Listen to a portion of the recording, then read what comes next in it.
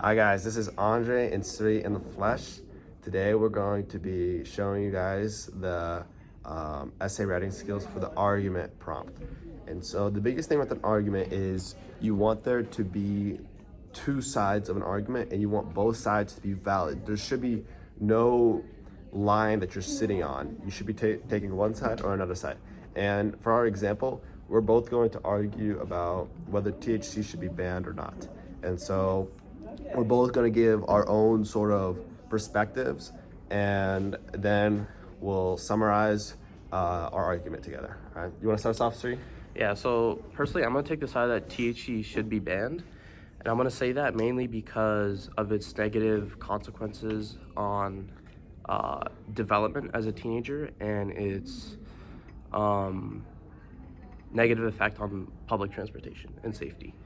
Yeah. That's going to be my main argument. Well, I think that there should be age limits, which there are for THC use, which is over 18 or over 21 in most states.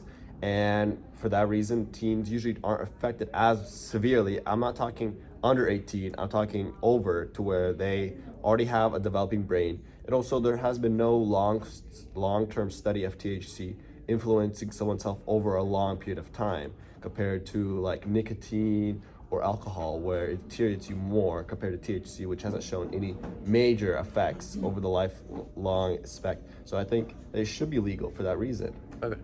So for my first point, which is its negative effect on cognitive development, I'm going to say that, if you're like under the age of 18 and you start using weed or some THC type product, it's going to limit your brain growth, and it has, permanent effects on your IQ.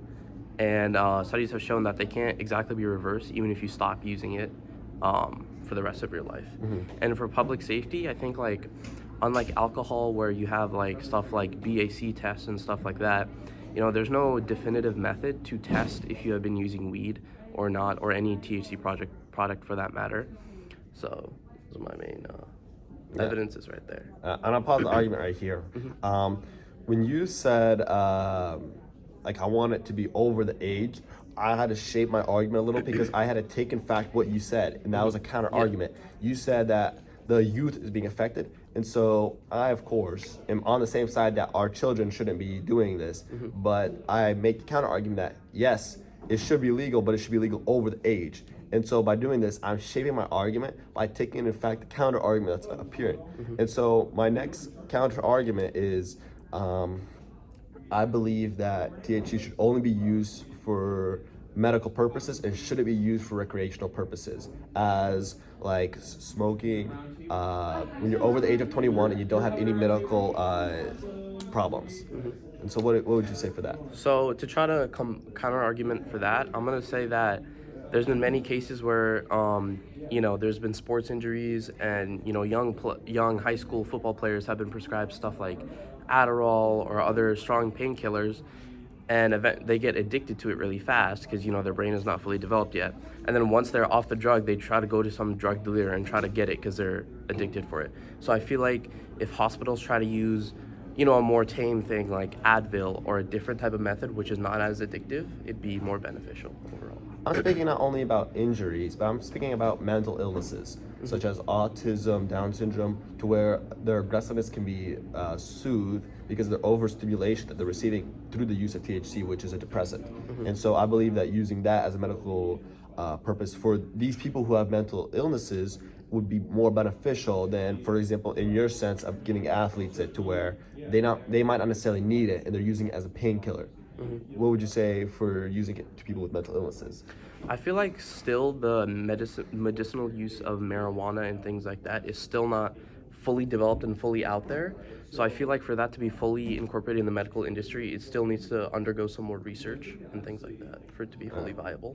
All right. That's what I think. All right. I want to pause right here. Yeah. And so I want us to look at how we shaped our argument to where now we're sort of compromising with each other. So he went from fully banning it, and I went from keeping it open all the way to now we're like talking, okay, I'm willing to get rid of the recreational use, but I want to keep it in the medical. And he's arguing which medical sides it should be on. But at the end, we've sort of reached this compromise to where, okay, some medical use for some sort of people is reasonable.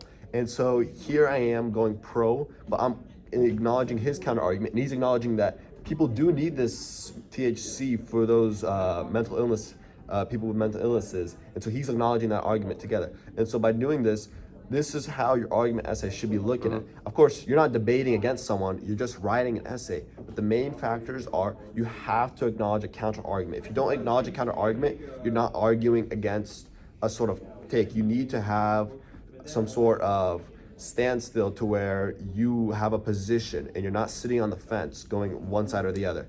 Did you say anything else? Yeah, I will say that, keeping your options open is also a very good way to build up a nuanced thesis.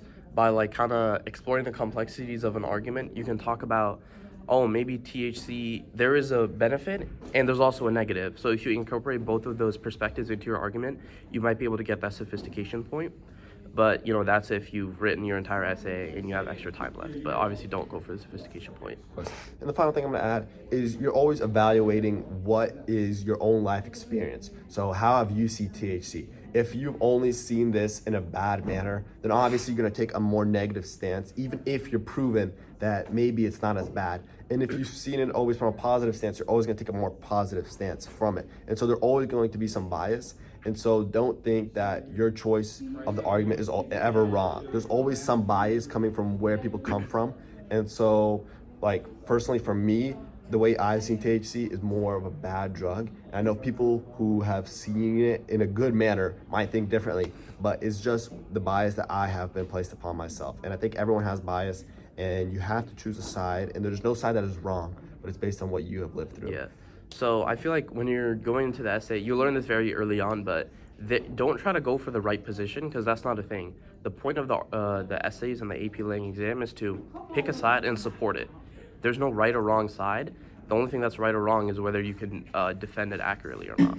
So. Yeah, and by having that counter argument, you make more nuance, and you can get more of the complexity point because you're addressing both sides of the argument. Yeah. Is there anything else you'd add then before we finish off? No, it's just one last thing is, like, even if you don't fully get the complexity point, by including both perspectives, it automatically strengthens your argument and kind of sets up a foundation for a better essay, whether you get the complexity point or not. So. Yeah. All right. Subscribe. All right.